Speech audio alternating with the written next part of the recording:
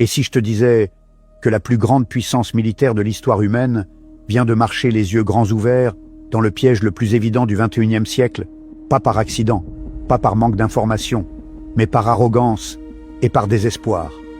Aujourd'hui, on va décortiquer ce que le professeur Jiang Xueqin, spécialiste de l'histoire prédictive, appelle l'erreur stratégique la plus colossale de l'Empire américain. Celle qui, selon lui, pourrait bien signer son arrêt de mort. Pour comprendre pourquoi l'Amérique a attaqué l'Iran, le professeur Jiang nous ramène en 2003. L'Irak. 2 semaines. C'est tout ce qu'il a fallu pour écraser un pays entier. 0 résistance aérienne, une armée à genoux, une population démoralisée, après 10 ans de sanctions américaines. Mais selon le professeur Jiang, cette victoire éclair était une anomalie historique, pas une démonstration de puissance réelle. L'Irak de 2003 ne disposait pratiquement d'aucune défense aérienne. Son économie était épuisée, ses soldats n'étaient pas payés, et Saddam Hussein lui-même pensait que les Américains n'attaqueraient jamais, car il était leur principal rempart contre l'Iran. Ce n'était donc pas une vraie guerre, c'était, selon les mots du professeur Jiang, frapper un adversaire déjà mort avant le premier coup. Pourtant, cette victoire a planté dans la tête des stratèges américains une conviction dangereuse, celle d'être invincible. La Libye, la Syrie et plus récemment le Venezuela ont renforcé cette certitude à chaque fois. Le professeur Jiang explique que Trump, après l'opération au Venezuela, est devenu, selon ses propres termes, extrêmement arrogant, convaincu qu'il pouvait faire tout ce qu'il voulait puisqu'il disposait de l'armée la plus puissante du monde. Alors quand Trump regarde l'Iran, le professeur Jiang nous dit qu'il voit un pays avec presque le même nom que l'Irak, juste une lettre de différence. Et c'est là, dit-il, qu'intervient ce qu'il appelle l'hubris, cette arrogance aveugle qui fait croire aux empires qu'ils peuvent tout reproduire, jusqu'au jour où ils se heurtent à un adversaire radicalement différent. Mais l'hubris seul ne suffit pas à expliquer cette décision. Le professeur Jiang y ajoute une deuxième dimension, qu'il qualifie lui-même de combinaison létale et toxique, le désespoir. Voici ce qu'il explique. L'économie américaine repose sur un mécanisme qu'il compare à un système de Ponzi. Les pays du Golfe vendent leur pétrole, exclusivement en dollars.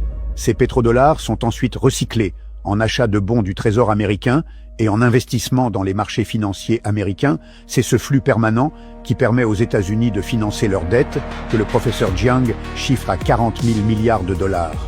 Tant que ce système tourne, l'Empire survit. Le jour où il s'arrête, c'est l'effondrement.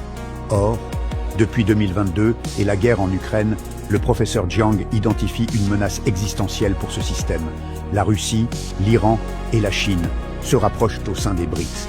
Et selon lui, si ce bloc continental parvient à s'unifier économiquement et abandonne le dollar dans ses échanges commerciaux, les conséquences seraient catastrophiques pour les États-Unis. Plus personne n'achèterait de dollars américains. La dette deviendrait ingérable. Et dans les rues américaines, dit-il, on verrait une révolution éclater. Pour l'establishment américain, explique le professeur Jiang, laisser l'Iran, la Russie et la Chine former cette alliance, c'est signer l'arrêt de mort de l'Empire.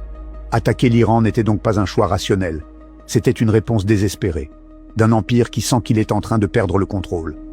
Et c'est là que le professeur Jiang décrit ce qu'il appelle le piège qui se referme, parce que maintenant que la guerre a commencé, reculer est selon lui aussi catastrophique qu'avancer. Il l'explique à travers la théorie des jeux.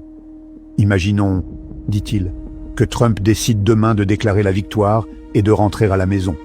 Voici ce qui se passerait.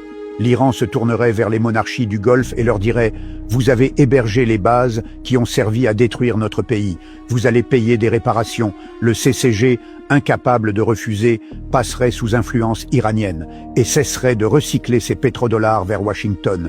Le Japon, la Corée du Sud, voyant l'Amérique incapable de protéger ses alliés, expulserait les bases américaines de leur territoire et arrêterait d'acheter des bons du Trésor américain. L'Europe se demanderait pourquoi elle continue à financer la guerre en Ukraine pour un empire qui vient de s'humilier au Moyen-Orient. Un par un, selon le professeur Jiang, les piliers du système s'effondrent. Et ce qu'on obtiendrait, dit-il, ce serait quelque chose de bien pire que la Grande Dépression. Prenez la Grande Dépression et multipliez-la par 100. Vous vous approchez de la calamité qui attend l'Amérique. Avancer, c'est perdre. Reculer, c'est perdre. Le piège, selon le professeur Jiang, c'est refermer. Et pendant que Washington s'enfonce dans ce piège, le professeur Jiang nous explique qu'en face, l'Iran joue une toute autre partie. Contrairement à l'Irak de 2003, l'Iran dispose de défenses aériennes sophistiquées, de missiles et de drones bon marché, comme les Shahed à 10 000 $, capables d'infliger d'énormes dégâts, du soutien de la Russie et de la Chine. Et surtout, d'un atout géographique décisif, le contrôle du détroit d'Ormuz. Le professeur Jiang rappelle que les pays du Golfe dépendent de ce détroit, non seulement pour exporter leur pétrole, mais aussi pour leurs importations alimentaires, et qu'environ 60% de leur approvisionnement en eau douce provient d'usines de dessalement. L'Iran, dit-il, tient donc entre ses mains les robinets de l'économie mondiale. Et contrairement à l'Irak, dont la population était démoralisée, le professeur Jiang souligne que la population iranienne est unie et mobilisée. Pour les Iraniens, dit-il, c'est un combat à mort. Pour les Américains, c'est une guerre de choix. Alors voilà où nous en sommes, selon le professeur Jiang Shueqin. L'Empire américain a marché dans un piège qu'il a lui-même construit, poussé par l'arrogance de ses victoires passées et paralysé par la terreur de son propre effondrement économique. Il avait des alternatives, insiste-t-il. La diplomatie, revenir à l'accord nucléaire, lever les sanctions, commercer avec l'Iran, ou une stratégie d'étranglement économique, renforcer l'embargo sur le pétrole iranien vendu à la Chine. Il a choisi, selon le professeur Jiang, la pire option possible. Et sa conclusion est sans appel. Ce que nous observons, dit-il, c'est très clairement l'effondrement de l'Empire américain. Un effondrement causé par ce qu'il appelle une combinaison mortelle d'hubris et de désespoir. L'hubris parce que l'Empire se croyait invincible. Le désespoir parce qu'il estimait n'avoir d'autre choix que de frapper. Les grands empires ne meurent jamais d'une seule défaite. Ils meurent quand la peur remplace la stratégie et quand l'arrogance remplace la raison. Sommes-nous en train d'assister à ce moment en temps réel ?